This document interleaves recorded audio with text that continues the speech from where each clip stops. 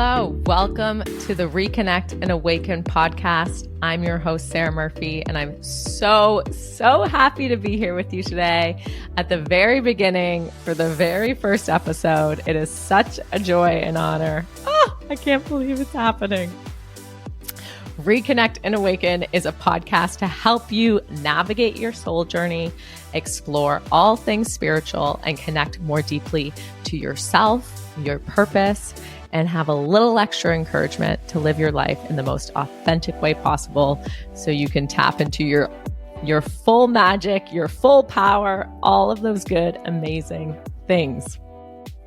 And so for this first episode, I'm just so excited to introduce myself to you, introduce my intentions for this platform, and talk a little bit more about soul journeys and the very beginning of them and this super fun thing called a dark night of the soul, which sounds really light and joyful, obviously. So for those of you who may not know me and who are here, I am so grateful and so honored. I'm so grateful for all of you who are here, to be honest, and you're all amazing.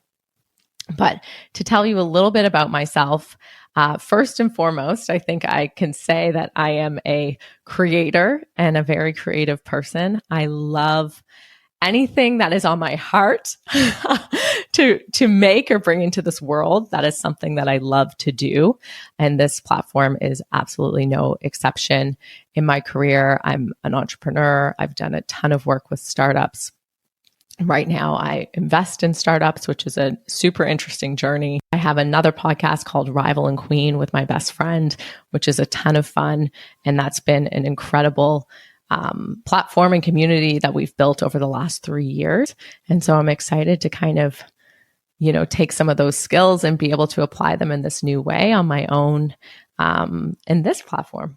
If you're into human design, which I am, I'm a human design reader as well.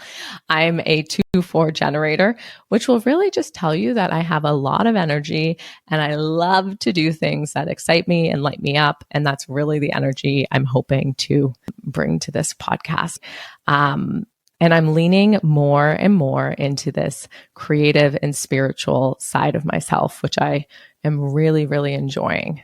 And I would say that the last few years have been an incredible journey. And one of the things that I've discovered is that I really feel deep in my heart and soul that my purpose is to help people navigate their own wake-up moments, connect more deeply to their purpose and their heart, and encourage them to start sharing their unique gifts with the world. That's it. I'm sure there's other things, but you'll discover them along the way.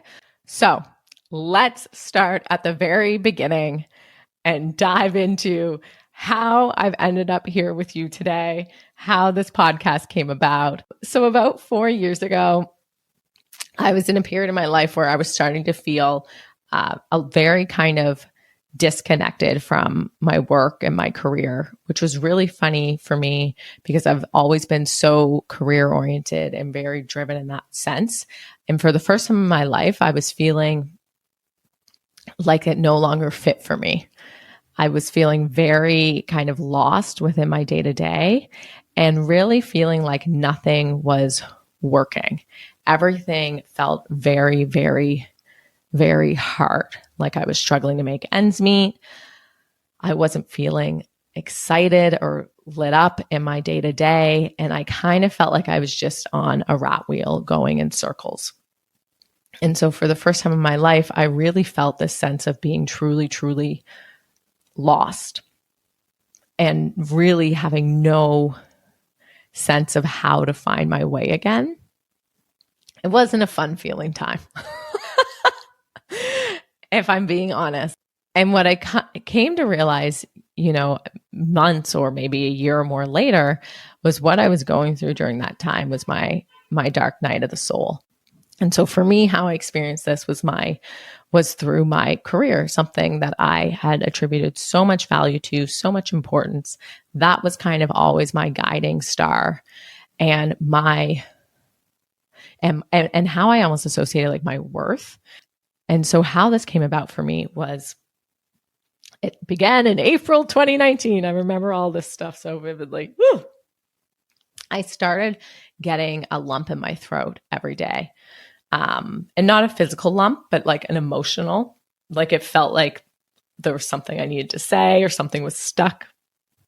And originally this just began and would show up sometimes, but over kind of a 4-month period, this began to show up every single day from the moment I would wake up until the moment I went to bed. And it was such an uncomfortable sensation. I went to doctors, naturopaths, Reiki, basically anything I could try and fix this, but it wouldn't go away. And with it sort of came this like big anxiety, but also like a mounting sense of like something is wrong, something's not okay. And I really, really couldn't shake it. At first I was like, okay, maybe this is just stress. And so, kind of months into this, I planned a vacation. I went away for a few weeks and thought that would take care of it. But when I came back from that vacation, immediately this lump in my throat came back. And again, came back with a vengeance. Like it was bigger. It wouldn't go away. And that was sort of the moment, my breaking point, where I was like, okay, this is never going to go away unless I fix it. No one else is going to be able to help me with this. This is only up to me. And I had no idea even what to do, but I just even just making that kind of honest acknowledgement to myself that there was no getting out of this. Like this was never going to go away unless I figured out how. Just making that kind of recognition and giving myself that attention helped me start to feel relief and helped me start to actually pay attention to what my body was telling me. And our bodies carry so much wisdom. They will never let us off the hook if we're supposed to pay attention. They will just start screaming at us. And that's really the stage I was in, is that my body was trying to get my attention for so long and I ignored it. And it was just getting worse and worse. At that point, I didn't know what to do, but I made one commitment to myself, which was that I was going to devote my mornings to me. I was going to devote my mornings to figuring out what was going on. I canceled all gym classes, which is normally when I would work out. And I just started journaling every day, every morning for hours sometimes. And it wasn't even necessarily it was just like a huge outpouring of emotions and thoughts and ideas. There was no kind of clear thing of what was going on. What I realized was happening is I was just actually starting to listen to myself and to give myself the space to express and to be heard by me. And that witnessing of myself and offering that space to be heard and seen and acknowledged was one of the most impactful things I've ever done for myself. And that was sort of the beginning of my soul journey. That's when things started to open up for me. And that's when things started to change. The really important part in this is that when we go through these experiences, I like to call it a wake up moment, because it is really this you are being the universe is intervening and shaking you awake to help you step on your path and step into really who you're meant to be.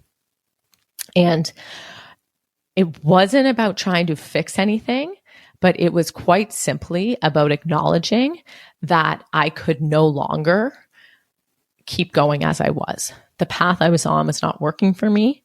This was not what I was meant to do or where I was meant to be. And something had to change. And even in that acknowledgement, damn, the universe swept in and took charge of a ton of things for me. So let's actually talk about what a dark night of the soul is, because this was something I had never heard of. And when I did months and months later, it was such a feeling of relief and almost validation of oh, this is a real experience. And so the term dark night of the soul actually originally came from a man called John of the Cross. And It's described as a spiritual experience that's meant to help shake people awake and activate their higher purpose and help them connect to something new. And so in her book, Vibrate Higher Daily, Layla Delia describes this as when the life you've come to know no longer makes sense, is no longer tolerable, often to the point of isolation and depression settling in. That's how she describes the dark night of the soul. And I actually think that is the most apt description I've ever come across. It doesn't sound bright and fluffy, and truly it is not. Eckhart Tolle also talks about it as a period in our life when the things that we attribute meaning to and value start to collapse. So at this time, I was working at a startup company that my friends founded, and I love them to death so much, and I had so much loyalty to them that it would have been so hard for me to leave, because it's just such a core part of my social life. And again, like my career and identity. But once I kind of had made this realization of myself that the tech space was not for me anymore, like working in startups in that kind of like hustle culture, just didn't fit me anymore. I felt like I was so disconnected from myself. And at this point in my career, I had spent, 2019. So almost 10 years working, 9 years working. And of those 9 years, 7 years of them were basically completely in tech startups, super male dominated. And at one point I had my own startup. And again, we raised venture capital money. And if you're familiar with that space, it's again, very male dominated. So I like lived in this world where I felt like I had to fit in. And I've realized over time how much of myself I've been tucking away and putting away and ignoring and really making work the whole focus of my identity. Ugh. Such an unhealthy and crazy thing. Crazy thing.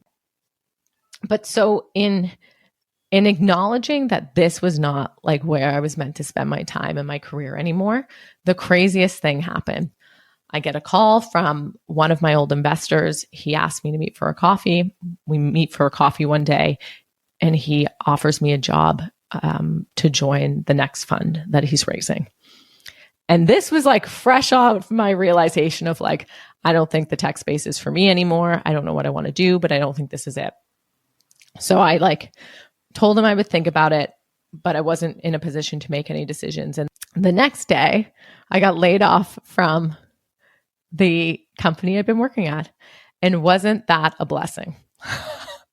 I would have never, I'm laughing because I would have never done that myself. And this is something I struggle with in my day to day is I'm not great at leaving situations, even when they are no longer for me. It would have taken me so long and it would have been so hard for me to leave that situation. But this was just the most incredible example of the universe sweeping in and taking charge. Once I acknowledged that this was no longer for me and that this space was not a fit for me anymore, it just took that honesty with myself for things to start to move. And I think that's the most incredible, just like incredible gift, and one of the more important experiences of my life. Because once that shift happened, I was then truly set on a path of self-discovery and of learning how to find my own direction, how to connect to my inner guidance, and how to really discover what my values were and how I wanted to live my life. That is the beauty of a soul journey, is that it is this like period in our lives. And I mean, period. I feel like this is my life now, forever. Who knows? We'll see in 10 years. But I feel like it's really about, for me, has been about discovering my own philosophy for how I want to live my life, for my beliefs, and for really discovering what my path is and how I can live more and more authentically day to day. And while I sit here today talking to you about this in like a lighthearted mood and easy, this path at times was like incredibly lonely and isolating. And I felt lost for a lot of it. And so one of my big intentions in creating Reconnect and Awaken and this platform is that I want to help other people navigate their own soul journeys and their wake up moments, as I said, but also help make that journey a little less lonely and bring in an element of community and of encouragement and of support, because I truly, truly, truly believe that, you know, our inner guidance is the thing that will always point us to what's best for us, to the things that we desire most, and to our most thriving and fulfilling lives. But it's not always easy to take these paths, to follow it and follow through on things that kind of feel against the norm, or maybe go against some of our beliefs or experiences. My intention for this podcast and for Reconnect and Awaken is really to build this community where we can support each other, to help you develop your own inner compass and really kind of celebrate and share those moments. And also to help everyone listening, including myself, kind of have the courage to step into your full self and live more authentically and really step into sharing your gifts with the world. And again, just build a community around this where we can share our stories, ask questions, and support each other through this wonderful, wonderful, wonderful journey that is life. And bring a little more brightness in, right? We want to lean into the wildness, lean into the feminine, lean into all of the beautiful, beautiful, beautiful parts of you. And so I'm so happy and grateful to be able to welcome you on this journey. And thank you for joining me for the very first episode. We are at the beginning. This is the start. We are going to dive into some juicy, juicy, juicy goodness. And I'm so happy to have you along for the ride. Thank you. Thank you so much for tuning in to Reconnect and Awaken. I hope you found a little something to support you on your own soul journey. If you haven't already, be sure to hit subscribe. And if you enjoyed this episode, I would love to know in a review, or for you to share it with someone in your life who you think might get value from it too. Thank you again so much for listening. I love you, and I will see you soon.